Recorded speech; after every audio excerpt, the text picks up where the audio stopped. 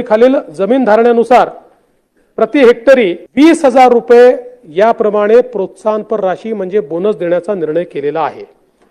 मागच्या वर्षी 20,000 दिला होता, याही वर्षी आम्ही 20,000। सर्व शेतकऱ्यांसाठी सर्वात मोठी बातमी, खरीप पीक विमा 2025 या तारखेला जमा होणार। पीक विमा 17,500 रुपये हेक्टरी जमा व्हायला सुरुवात। या तारखेला पीक विमा जमा होणार। आपला पीक विमा कधी येणार? पीक विमा 2025 विषयीची सविस्तर बातमी। गेल्या काही दिवसापासून जे शेतकरी वर्ग प्रतीक्षित होता पीक विमा कधी येणार, आता पीक विमा 2026 ची नवीन अपडेट 298 कोटी रुपये जवळजवळ सरकारने डीबीटी मार्फत खात्यात टाकलेले आहे। पीक विम्याची तारीख ठरलेली आहे। या दिवशी सर्व शेतकऱ्यांना पीक विमा मिळणार। पीक विम्याची जिल्ह्यानुसार यादी आलेली आहे।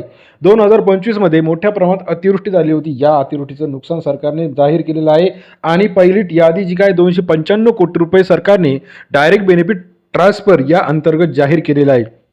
या सर्वची लेटेस्ट अपडेट आपण घेऊन आलो आहे।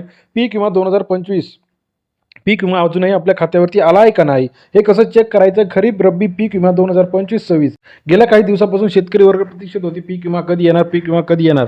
आता पीक विमा मिळण्याचा मार्ग सोपा झालेला आहे। पीक विमा सर्व शेतकऱ्यांच्या खात्यावरती लवकरात लवकर जमा होत आहे। गेल्या काही दिवसापासून आपण बघितलं तर पीक विमा संदर्भातील नवीन अपडेट समोर येत आहे। आता पहिल्यांदा जे काही पीक विमा क्लेम अवेटेड दाखवायला सुरुवात होत होती, आता पीक विमा मंजूर झालेला आहे।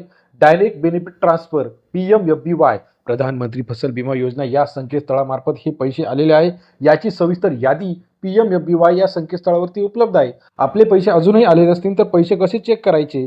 तर PMFBY संकेतस्थळावरती जायचं। पीक विमा 2025 क्रॉप इन्शुरन्स, त्यामध्ये मान्सून जो आहे खरीप सीझन करायचा आहे आणि आपले पैसे मंजूर झाले आहे का नाही ते चेक करायचं आहे। आता काही जिल्ह्यांना 17,000 रुपये पीक विमा आहे, काही जिल्ह्यांना 25,000 रुपयापर्यंत पीक विमा आहे, तर काही ठिकाणी जास्त अनुदान 30,000 पर्यंत सुद्धा आहे। महाराष्ट्रात गेल्या काही दिवसापासून अतिवृष्टीमुळे नुकसान झालेलं होतं। जून, जुलै, ऑगस्ट, सप्टेंबर जवळजवळ 36 लाख हेक्टरचं खरीपाचं नुकसान झालं होतं।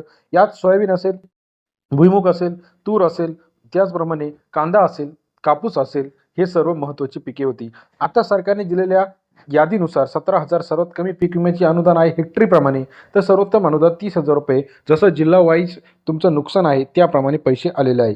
महाराष्ट्रामध्ये जर आपण विचार केला तर अहमदनगर असेल, अकोला असेल, औरंगाबाद असेल, त्याचप्रमाणे बीड असेल, बुलढाणा असेल, या सब जिल्ह्यांमध्ये सुद्धा आता पैसे यायला सुरुवात होणार आहे। आपण जर अनुदानाची यादी बघितली तर परभणी 25,000 पर्यंत, छत्रपती संभाजीनगर पीक विम्याचं वितरण अपेक्षित आहे।